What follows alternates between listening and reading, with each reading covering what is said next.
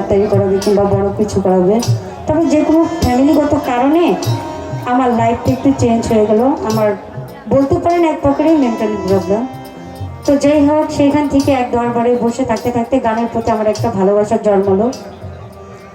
আপনাদের টুঙ্গি উত্তরাতে একটা খাজার অনুষ্ঠানে গিয়েছিলাম আমাদের আনোয়ার ভাইয়ের সাথে, উনি হারমোনিয়াম বাজার। ওইখানে যাবার পরে আমি একটি কাওয়ালি করেছিলাম আর একটি খাজার শান করেছিলাম। সেখানে আমি অনেক টাকা পেয়েছিলাম। টাকা পাওয়ার পরে আমি চিন্তা করলাম যে এই যে এতগুলো টাকা দিল, কেন দিল, আর এই নামের ভিতরে এমন কি আছে যে তারা শুধু এর নামটা শুনেই টাকাটা দিল। আমি সত্য দরদি অতটা বুঝি না, যখন বুঝি না তো বুঝি না। পর্যায়ক্রমে কথা বলতে বলতে আমার খুব ইচ্ছা হলো সেখানে যাওয়ার। আমার লক্ষ্যটা ওইখান থেকে শুরু যে আমি ওই খাজার দরবারে যাব, যে ওটা কি ওটা আমি দেখতে যাব। তবে আমার স্যারের সাথে অনেক পরামর্শ করার পরে কথা ওটা অনেক দূরে কই, আর এই ইন্ডিয়া দিল্লিতে, আমাকে সেটা যেখানে হোক আমার যখন ইচ্ছা হয়েছে তাহলে যাব। কীভাবে যাইতে হবে? ভিসা লাগবে। ভিসা হলো আমার বাড়ির পাশে মানিকগঞ্জ।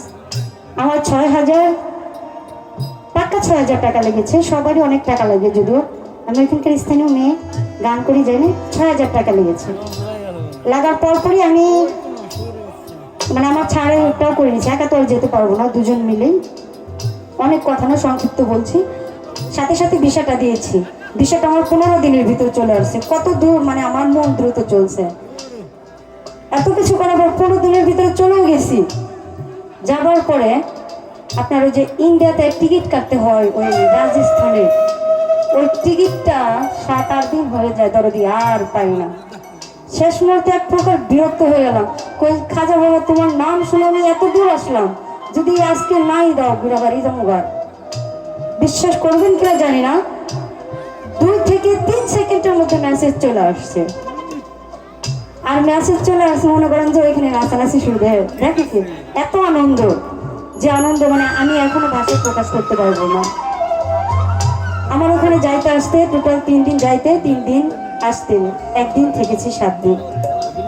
সবাই আমাদের দিকে অনেক হাই হতাশ করেছে, বলেছে যে তোমরা বাংলাদেশ থেকে এসেছো, টিকতে পারবো না, প্রচুর গরম। পাহাড়ের যে গরমগুলো যারা গেছে হয়তো তারা জানে। হ্যাঁ বললি, পাহাড়ের যে গরম বাতাসটা, ওটার ভিতরে যদি চাউল দেয় না মুড়ি হয়ে যাবে, এত গরম। তবে আমার মতো পাপি অধম খাজা বাবা যেহেতু তার দরবারে নিয়েছে, লাখো শুক্রিয়া। আমি সেখান থেকে নিয়েছিল যে আমি প্রতি বছর যেতে পারি। সবাই আমার জন্য দোয়া করবেন। তবে এই বছর রাজনীতিক বিঘ্ন ঘটার কারণে আমি যেতে পারিনি। তবে আমার